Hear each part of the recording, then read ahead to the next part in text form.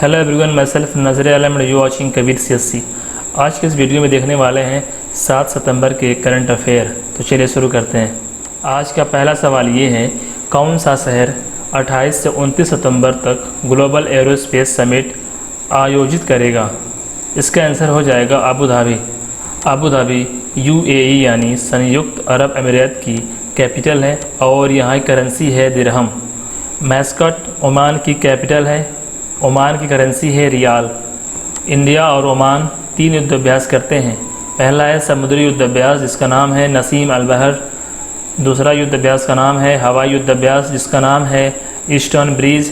तीसरा है ज़मीनी युद्ध अभ्यास जिसका नाम है अन-नगाह। नसीम अल बहर, ईस्टर्न ब्रीज और अन-नगाह। नेक्स्ट सवाल ये है, डॉक्टर नीना मल्होत्रा को किस देश में भारत के अगले राजदूत के रूप में नियुक्त किया गया है? इसका आंसर हो जाएगा इटली। इटली की करेंसी है रोम। यहाँ के जो पीएम है उनका नाम है जोसेफ कोंटे। इटली के रोम में वर्ल्ड फूड प्रोग्राम और फर्टिलाइजर एंड एग्रीकल्चर ऑर्गेनाइजेशन का हेडक्वार्टर है।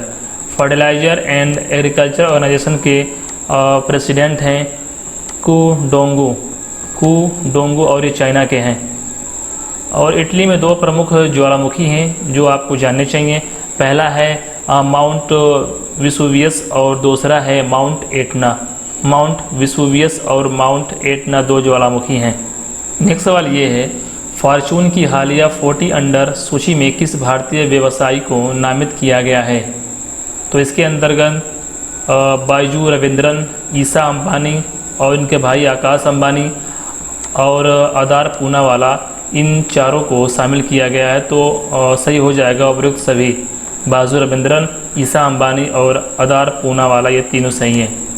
आपको बता दें कि बायजू रविंद्रन जो हैं वो बायजू एजुकेशन कंपनी के मालिक हैं और Adar Poonawalla Serum Institute of India के सीईओ हैं। सीरम इंस्टीट्यूट ऑफ इंडिया के सीईओ हैं।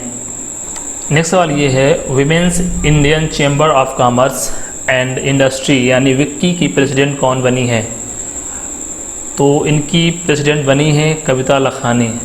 विक्की की तरह एक नाम है फिक्की यानी federation of the Indian Chamber of Commerce and industry.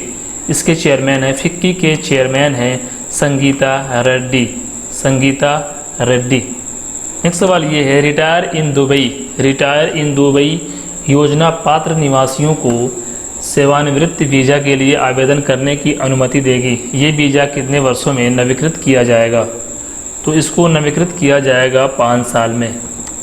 Retire in Dubai योजना के अंतर्गत अगर आप दुबई में रहना चाहते हैं तो आपको एक अलग टाइप का वीज़ा दिया जाएगा जिसका नाम होगा रिटायरमेंट वीज़ा।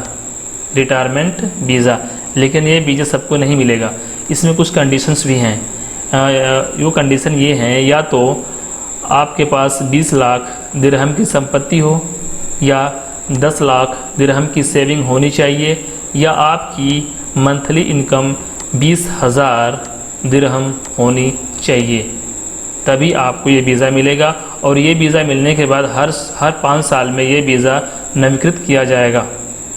नेक्स्ट सवाल ये है, कनाडा की अंतरिक्ष एजेंसी की कमान संभालने वाली पहली महिला बनी है। इसका आंसर हो जाएगा लीज़ा कैंपबेल कनाडा के अंतरिक्ष एजेंसी की कमान संभालने वाली पहली महिला बनी है। अमेरिका की स्पेस एजेंसी का नाम है नासा। इसका हेडक्वार्टर है वाशिंगटन डीसी में और इसका नाम एक महिला के नाम पर रखा गया है जिसका नाम है मैरी जैक्सन। अगला सवाल ये है, एनबीसीसी को चुनाव आयुक्त से किस शहर में कार्यालय भवन का डिज़ाइन तैयार करने व निर्माण करने के लिए 150 करोड़ रुपए की परियोजना प्राप्त हुई है? तो ये परियोजना प्राप्त हुई है नई दिल्ली को। तो इसका आंसर हो जाएगा नई दिल्ली। चुनाव आयोग के मुख्य चुनाव आयुक्त हैं सुनील अरोड़ा और 2 चुनाव आयुक्त हैं जिनके नाम है राजीव कुमार और सुनील चंद्र 2 चुनाव आयुक्त हैं। और चुनाव आयोग ने एक मतदाता जागरूकता केंद्र बना रहा है जयपुर में। चुनाव आयोग ने एक मतदाता जागरूकता केंद्र बनाया है। नेक्स्ट सवाल ये है, विश्व स्वर्ण परिषद के अध्यक्ष के रूप में किसे नियुक्त किया गया है? तो इसका अध्यक्ष बनाया गया है रैंडी स्मॉलवुड को। और विश्व स्वर्ण परिषद यानी वर्ल्ड गोल्ड काउंसिल का हेडक्वार्टर है लंदन में। नेक्स्ट सवाल ये है, आधिकारिक तौर पर दुनिया के सबसे बुजुर्ग पॉप कौन बन गए हैं? तो ये हैं पॉप बेनेडिक्ट 16। फिलहाल जो पॉप हैं वो हैं पॉप फ्रांसिस। इन्होंने एक किताब लिखी है जिसका नाम है लेटस ड्रीम और ये अर्जेंटीना के हैं। दलाई लामा ने भी एक बुक लिखी है जिसका नाम है आवर वल्ली होम। अगला सवाल ये है, पशु संजीवनी जो कि एक पशु एम्बुलेंस सेवा है किस शहर में हाल ही में स्टार्ट की गई है? तो इसको स्टार्ट किया गया है मैसूर में एक पशु संजीवनी एम्बुलेंस सेवा स्टार्ट की गई है। नेक्स्ट सवाल ये है, किफ़ायती LED बल्ब योजना किस राज्य में स्टार्ट की गई है? तो इसको स्टार्ट किया गया है पंजाब में। इसके अंदर ये है कि अगर आप BPL परिवार से हैं और आप SC ST और OBC कैटेगरी में आते हैं तो पंजाब सरकार आपको 2 LED बल्ब सिर्फ 30 रुपये में देगी। जी हाँ, 30 रुपये में 2 LED बल्ब आपको दी जाएगी। आपको बता दें कि पंजाब सरकार ने मोबाइल ऐप लॉन्च किया है जिसका नाम है आई रखवाली, एक दूसरा है आई हरियाली और एक है घर घर निगरानी। आई रिपीट, आई रखवाली, आई हरियाली और घर घर निगरानी। पंजाब सरकार ने एक योजना स्टार्ट की है जिसका नाम है स्मार्ट कनेक्ट योजना।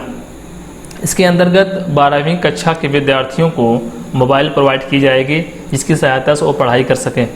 नेक्स्ट सवाल ये है, केरल की पहली ओपन यूनिवर्सिटी किसके नाम के ऊपर रखी जाएगी? तो ये है नारायण गुरु जी के नाम पर केरल की पहली ओपन यूनिवर्सिटी का नाम रखा जाएगा। आपको बता दें, केरल ने एक मरीन एम्बुलेंस स्टार्ट की है कोची में केरल ने एक मरीन एम्बुलेंस स्टार्ट की है जिसका नाम है प्रतीक्षा। केरल ने एक कैंपेन स्टार्ट किया है जिसका नाम है आई एम आल्सो डिजिटल। और केरल सरकार ने एक रोबोट भी इस्तेमाल कर रही है जिसका नाम है कर्मी बोट। यहाँ पर आप ये भी जान लीजिए कि केरल ने भारत का पहला व्यापार केंद्र स्टार्ट किया है, यानी भारत का पहला व्यापार केंद्र स्टार्ट किया गया है और यह खोला गया है केरल में जिसका नाम है रीच। नेक्स्ट सवाल ये है, राज्य व्यापार रिफॉर्म एक्शन प्लान 2019 की रैंकिंग में किस राज्य ने पहला स्थान हासिल किया है? तो इसमें पहला स्थान हासिल किया आंध्र प्रदेश ने, दूसरा है यूपी और तीसरा है तेलंगाना। आंध्र प्रदेश ने पहला स्थान हासिल किया है, उत्तर प्रदेश ने दूसरा स्थान हासिल किया है और तेलंगाना ने तीसरा स्थान हासिल किया है राज्य व्यापार रिफॉर्म एक्शन प्लान 2019 की रैंकिंग में। नेक्स्ट सवाल ये है, किस बैंक ने सेकेंड इनिंग टैप VRS 2020 नामक योजना शुरू की है? तो इसको शुरू किया है स्टेट बैंक ऑफ इंडिया ने। स्टेट बैंक ऑफ इंडिया के MD हैं अश्वनी भाटिया और इसके चेयरमैन हैं दिनेश खरा। आज की करंट अफेयर में बस इतना ही। आशा करता हूँ आपको वीडियो अच्छा लगा होगा। अगर अच्छा लगा तो लाइक कर लीजिए, अगर चैनल पर पहली बार आए हैं तो सब्सक्राइब कर लीजिए। धन्यवाद।